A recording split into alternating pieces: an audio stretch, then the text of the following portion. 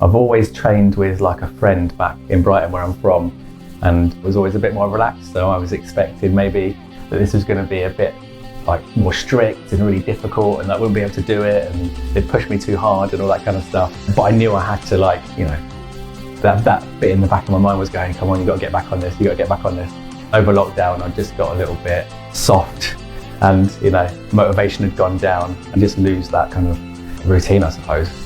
Before I moved up to Newcastle, I did some 5x5 strength training, so I made loads of progress with that. But then obviously I was just eating as much as I could, try and eat good stuff, but I wasn't calorie counting. As a result, I put on quite a lot of, you know, fat. So I'm much more active. I've got my Fitbit, so I do my walking, which is good.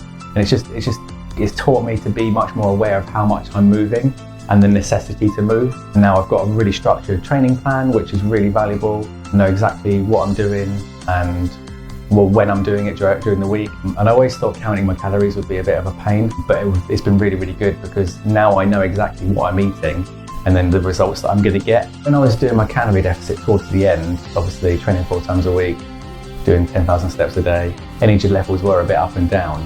But like overall, because I've lost quite a bit of weight and I feel a lot lighter on my feet, generally feel like I'm a lot sort of more positive, you know, my mindset, I'm much happier with my body. Energy levels, now that I'm increased the calories a bit, they're really good. Training's really good. Obviously, you know, if you are restricting your calories, you're going to be a bit tired here and there, but overall it's had a really positive effect. Probably just discipline, I suppose, and just weighing up of decisions and how that affects your training.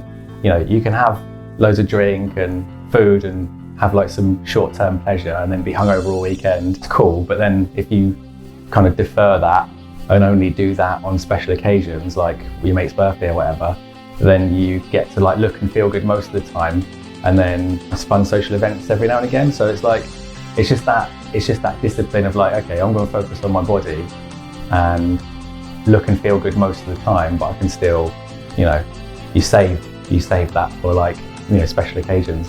And again, that was difficult to get my head around initially, but you know, when I compare how I felt before to how I feel now, it's just, you know, it's a worthwhile sacrifice. I think it's discipline and deferred gratification, I think, is the answer. The thing that I always hear about personal training is the barrier to entry is always cost.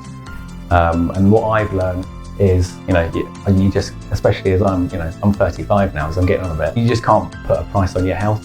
So I'd always just recommend, you know, trying to make it happen, because it affects so many aspects of your life, you know, in terms of like the way you feel about yourself and your positivity and, you know, your confidence. I'd pay double for it, you know. It's just made such a difference. And I guess this place is different because you get the personal trainers that are inside other gyms, and I always tended to avoid those.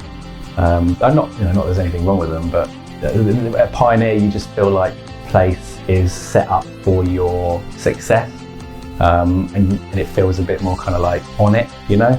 You see trainers where they're like checking their phones when people are doing reps and stuff, but here it's just like they're focused on you, and you know, really makes you feel like it's worth the time and the effort.